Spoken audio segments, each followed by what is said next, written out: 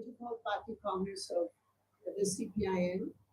As you know, many of you also attended the inaugural session yesterday. After the inaugural session, as you will see from the press release that we have issued, we have 729 delegates and 79 observers attending the Congress. Yesterday afternoon in the session, the coordinator of the Central Committee, Comrade Brinda Karat, placed two reports. One was a review of the political tactical line that we had taken in the 23rd Party Congress in Kannur. And the second was the political resolution for the coming 3 years. Unlike other parties, our party Congress is really an example of democratic functioning. So not only has the review been discussed at different levels of the party, the political resolution also has been widely circulated. According to our constitutional requirements, we circulate the political resolution, and together the political resolution and the opinions on the review report, we have received around 4,000 amendments, of which around 3,424 were on the political resolution. What we found from the amendments is that there is a basic unity in the party, both on the review and on the challenges facing the party and on the discussions for the way ahead. We are meeting at a time when the country is faced with a very grave danger which grows deeper and deeper as every day passes, because we are ruled by a government at the center, the BJP RSS joint venture is what I call it, and this joint venture is to change the very character of our country's constitution and the nature of our social relations. In our discussions, one important issue which has come up is this Waqf board amendment, when it is still a bill, but it was adopted by the Lok Sabha yesterday. I want to reiterate the strong opposition of the CPIM to this Waqf amendment bill. We believe that it is an assault on the Constitution of India. We heard some ministers yesterday saying, since the law itself is constitutional, how can the amendment be unconstitutional? They have sought to mislead India and India's people by peddling lies about what they are actually doing. And at every level, this bill, instead of reforming institutions, if there are any issues in the functioning of an institution, there are always avenues of reform. And those avenues of reform have to be decided in consultation with those involved. But here, the BJP is using a bulldozer against Islam believers and snatching away their constitutional rights. And therefore, I would like to reiterate the CPIM's strong opposition to this, and we will fight this, even though they may use their majority in parliament to push this. We have to wait to see what happens in the Rajya Sabha. But in any case, we will utilize every fora available to us to fight this assault on the Constitution in the form of the Waqf bill. The second issue also I would like to flag This morning we heard that Donald Trump, in his ongoing trade war against sovereign countries, has put a 26% across the board tariff on Indian goods.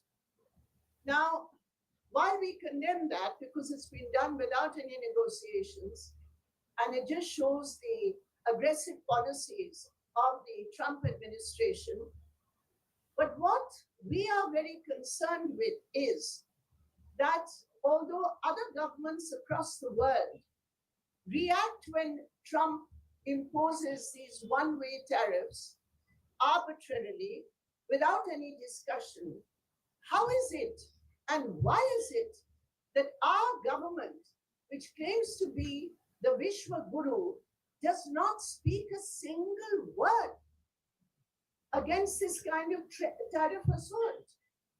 So this shows the craven nature of this government.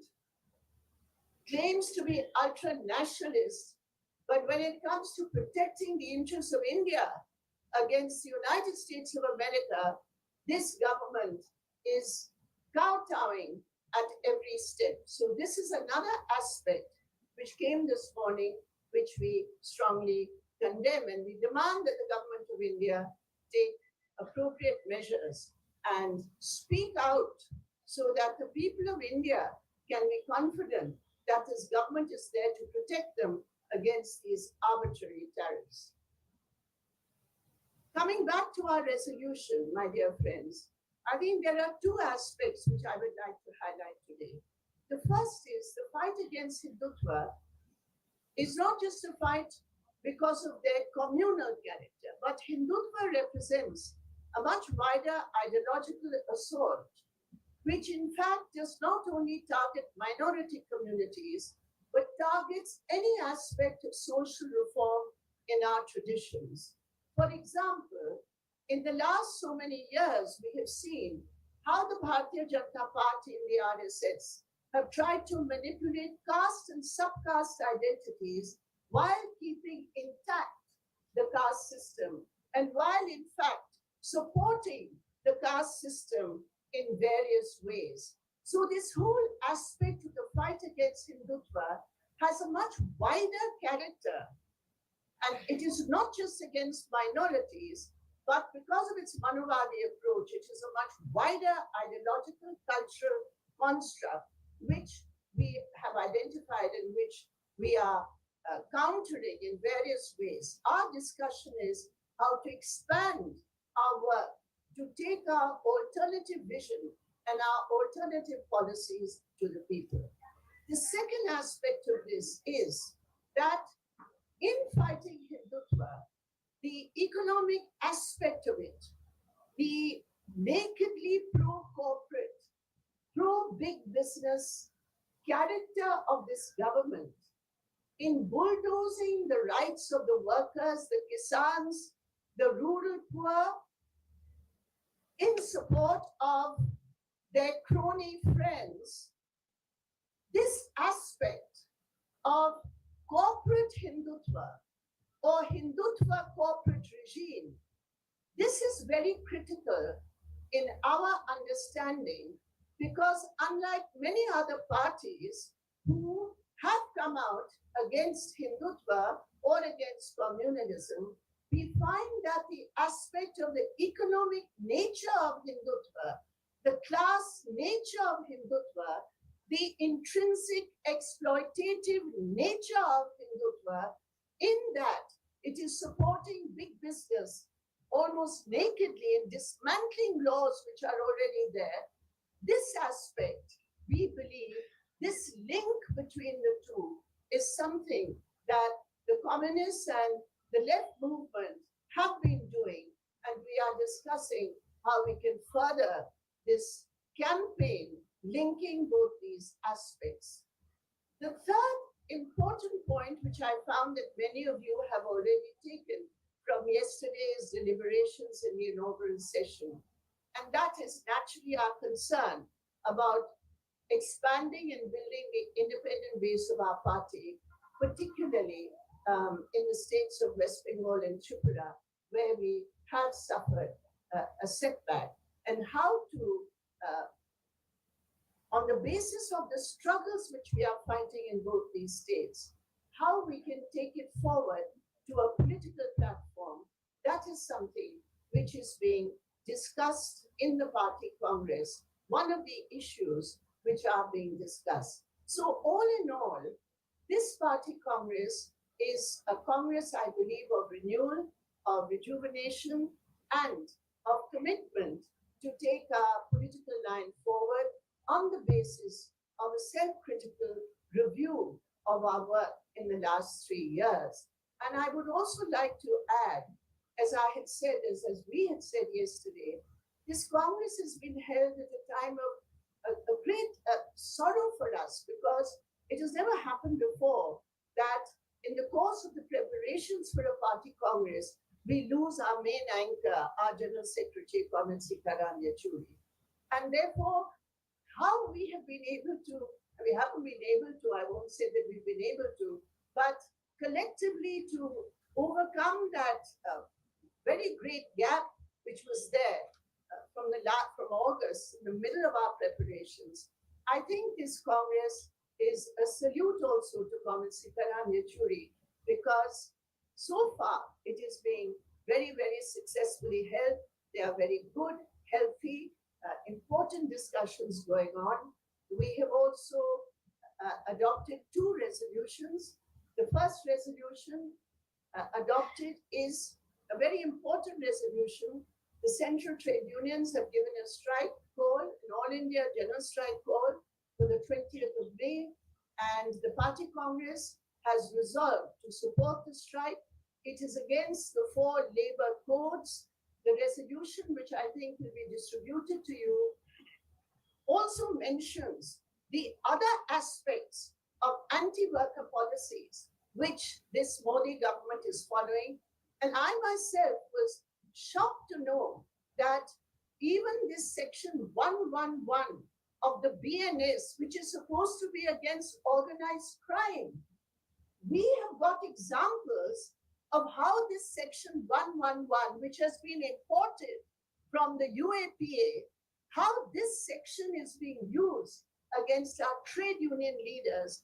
We have three examples, two from Uttar Pradesh and one from JNK, where this section has been utilized against trade union leaders and against collective bargaining rights granted to us by the Constitution of India.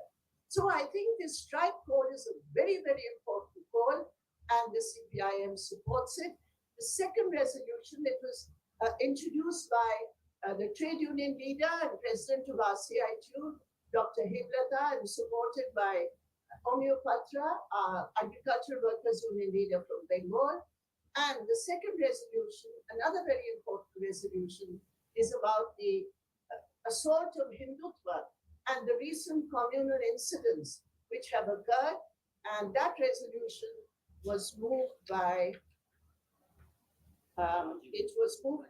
P. Rajiv, Industries Minister from Kerala, and it was seconded by Madhu Garg, leader from Uttar Pradesh. We have also, we have a tradition of going through the pre-Congress amendments and putting them for vote, because during the party Congress also we get lots of amendments to our resolution. So the pre-Congress amendment report was also placed, and we have accepted 133 of the amendments which were placed.